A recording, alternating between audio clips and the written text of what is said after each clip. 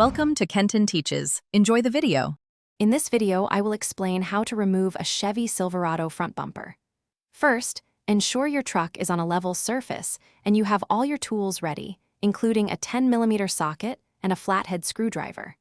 Begin by disconnecting the negative terminal of your battery for safety. Next, carefully remove the front grille by unfastening any retaining clips and screws, usually located along the top and sides. This step provides better access to the bumper's mounting points. Now, let's move on to disconnecting the electrical components. Reach behind the bumper and carefully unplug the electrical connectors for your fog lights. Some models might have additional wiring, so check thoroughly. After that, remove any plastic trim pieces or splash guards that are secured to the bumper itself. These often use small clips or screws.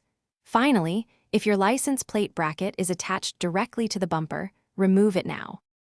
With the smaller components out of the way, it's time to tackle the main mounting bolts. You'll find these large bolts on each side of the frame, typically 2 or 3 per side, securing the bumper to the chassis. Use a 15mm socket and a ratchet to loosen these bolts.